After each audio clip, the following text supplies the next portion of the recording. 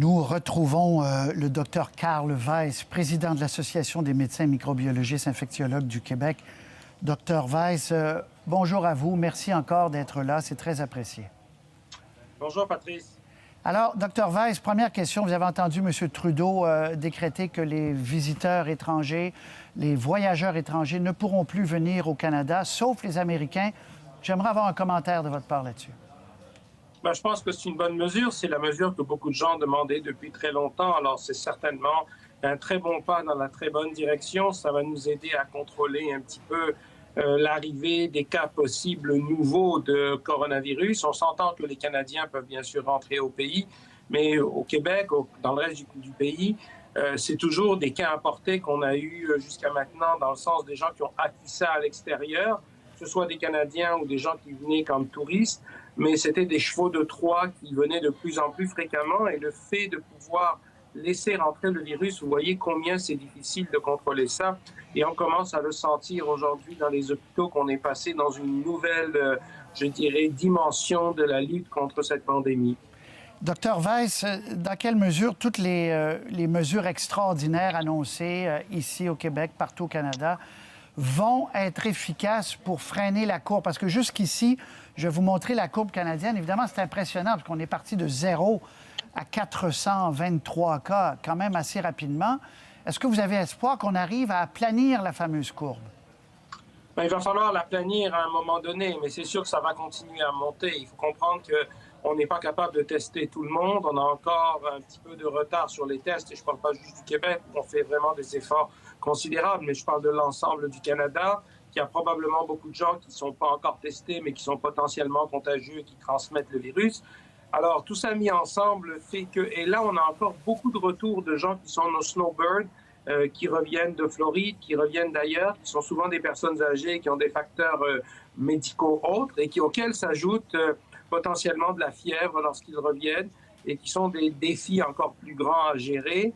Alors, il y a un ensemble de facteurs qui fait que c'est tout à fait normal de voir le nombre de cas augmenter. Et je pense qu'on va avoir encore beaucoup plus de cas augmenter, et ce n'est que la pointe de l'iceberg. C'est ça. Avant d'aller mieux, ça va aller mal. En fait, on se prépare. M. Legault parlait de 400 000 au Québec cas potentiels de malades. Docteur Weiss, je vais commencer avec les questions du public. Il y en a beaucoup. Marie-Ève Gagné vous demande « Je suis considérée à risque car j'ai voyagé à l'étranger, j'ai des symptômes. Je suis en attente pour un test depuis 3 jours. Est-ce normal? » Bien, justement pas, justement. Hein? Faudrait les faire. C'est un peu normal dans la situation actuelle, vu que la quantité de tests qui a été demandée a dépassé les capacités du laboratoire de santé publique, qui fait un travail remarquable, il faut le souligner. Les gens disent c'est peut-être oh, j'attends plus longtemps, mais le travail qui est fait par le laboratoire de santé publique du Québec est remarquable. Les gens qui travaillent donnent au-delà de ce qu'ils peuvent donner. Mais c'est sûr que là, on est en train de passer au stade de délestage vers les hôpitaux. Et comme l'a dit Mme McCann, il faut rapidement, les hôpitaux aussi vont prendre le relais et vont venir soutenir le laboratoire de santé publique. C'est la clé, les tests, là. Comme l'a dit l'OMS. Test, test, test. C'est la clé pour connaître. Tout à fait. Voilà. Oui, c'était ce qui était essentiel dès le début. Il fallait déjà se préparer depuis plusieurs semaines parce qu'on savait qu'avec les tests, on va pouvoir gérer beaucoup mieux les lits d'hôpitaux. Il faut comprendre que dans les hôpitaux, on a beaucoup de gens qui sont en attente des résultats de tests et qui bloquent en partie le fonctionnement du système hospitalier. Une fois que ces tests-là vont être disponibles, ça va nous donner une certaine, je dirais, une bouffée d'air pour pouvoir bouger ces gens-là, les cohorter avec d'autres, etc. Donc, ça va permettre d'avancer plus rapidement la gestion des lits. Très bien. Madeleine Laurence vous demande, j'ai un rhume, et ça revient beaucoup, là, c'est pour ça que je vous la repose. J'ai un rhume depuis 3 semaines, pas de fièvre, ni de maux nulle part. Est-il possible que ce soit la COVID-19? Autrement dit, la différence entre un rhume et le COVID-19? Ouais. Bon, alors, souvent, d'abord, il ne faut pas oublier qu'au Québec, dans l'état actuel des choses, on a encore beaucoup de virus respiratoires qui circulent. L'influenza, la grippe, circulent encore de façon assez importante. On a d'autres virus, du RSV, des métapneumovirus. Donc, il y a beaucoup de virus qui circulent encore au Québec. Alors, d'abord, si ça fait 3 semaines que vous avez des symptômes, c'est probablement pas le COVID-19.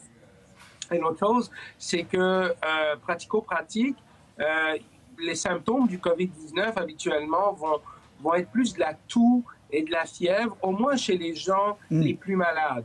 Les gens qui ont des rhumes, mal à la gorge, le nez qui coule, Oui, ça pourrait être, mais d'un autre côté, 3 semaines, ça va un petit peu contre ça. Madame Benoît vous demande, numéro 7, est-ce qu'il est possible de savoir si les gens qui ont eu le virus au Québec sont guéris, au Canada, sont guéris? Si oui, sont-ils encore inclus dans le nombre de cas? Là, c'est la lumière au bout du tunnel, c'est qu'on en guérit, là, pour la plupart. Oui, bon, la majorité des gens, heureusement, en ont guéri. Il faut dire que nous, on voit les plus malades dans les hôpitaux, mais on voit beaucoup de gens malades. Et puis, donc, c'est clair qu'il va falloir gérer cet aspect-là. Bien sûr qu'on en guérit dans la majorité du temps, et heureusement, il y a probablement des gens qu'on n'a même pas testés et qui ont guéri. Donc, tout ça mis ensemble, on espère quand même, le message à donner, c'est oui, vous allez être malade, mais on espère que ça va être quelque chose de limité. Très bien. Une recommandation a été émise en Europe. Ça a beaucoup circulé en fin de semaine. Je veux vous entendre. Ne pas prendre d'Advil, ibuprofène, car ça peut aggraver l'infection. Devons-nous suivre cette recommandation? Écoutez, c'est une recommandation, on ne sait pas trop quoi faire avec. Et vous savez, dans ce virus-là, ce que les gens doivent comprendre, c'est que des fois, on apprend des choses, mais l'évolution de la maladie nous fait comprendre autre chose. Alors, c'est une constatation qui a été faite en France. Est-ce que les gens qui prenaient des anti-inflammatoires non stéroïdiens, les médicaments comme l'ibuprofène, étaient plus malades et donc, finalement, ils sont allés plus mal parce qu'ils étaient plus malades et c'est pour ça qu'ils ont pris des anti-inflammatoires? Ou est-ce que les anti-inflammatoires ont vraiment contribué à les rendre plus malades? Je vous dirais que dans le contexte, ce serait peut-être plus prudent dans les cas de prendre l'acétaminophène, là, ou sans faire de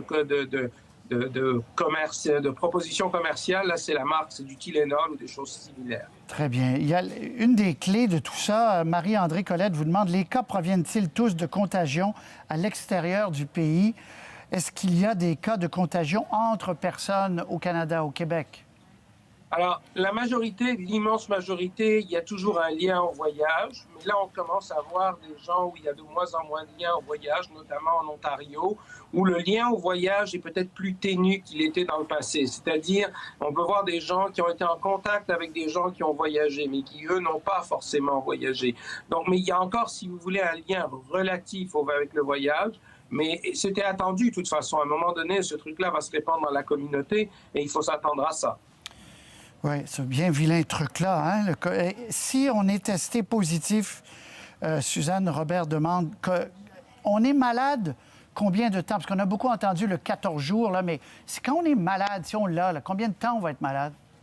Bien, ça dépend des gens, je vous dirais. Mais c'est sûr qu'il faut compter à peu près une semaine, 10 jours, 14 jours. Et ça dépend de ce qu'on appelle malade.